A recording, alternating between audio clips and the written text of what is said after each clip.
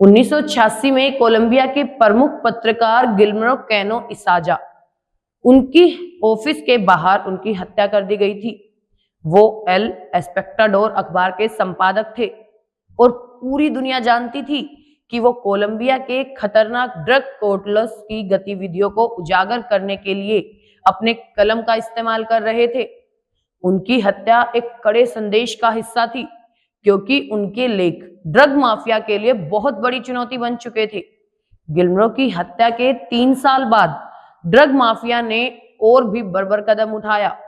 उन्होंने एल एस्पेक्टाडोर के कार्यालय को बम से उड़ा दिया। इतना ही नहीं, जब उनके सम्मान में 1987 में एक प्रतिमा लगाई गई तो उसे भी तोड़ दिया गया। इन घटनाओं ने यह साबित कर दिया कि गिलर्मो कैनो का साहस और उनकी ईमानदारी कितनी बड़ी ताकत थी, जो भ्रष्टाचार और माफिया के खिलाफ खड़ी हो सकती थी। उनकी मौत के बाद यूनेस्को ने उनके सम्मान में यूनेस्को गिलर्मो कैनो विश्व प्रेस स्वतंत्रता पुरस्कार उसकी शुरुआत की। इस सम्मान ने पत्रकारिता की स्वतंत्रता और उसकी महत्वता को एक नया आयाम दिया।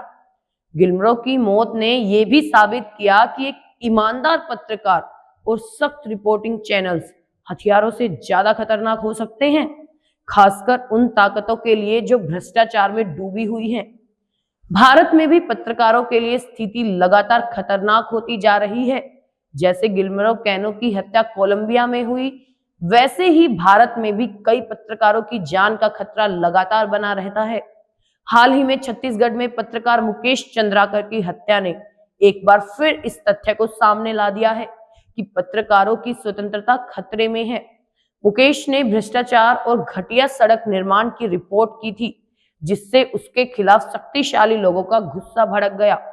भारत में पत्रकारों की हत्या के मामलों की संख्या लगातार बढ़ रही है और सरकार पर दबाव बढ़ रहा है कि वो इसे रोकने के लिए ठोस कदम उठाए।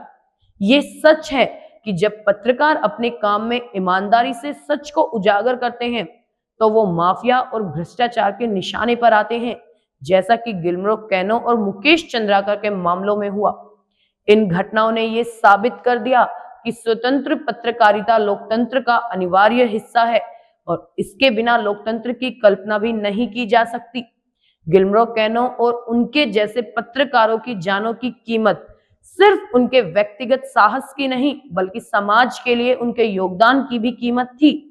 ये सिद्ध हुआ कि पत्रकारों का काम केवल खबरें छापना नहीं, बल्कि समाज की जड़ से भ्रष्टाचार और अन्याय को उजागर करना होता है और इसके लिए उन्हें अपनी जान की बाजी भी लगानी पड़ती है।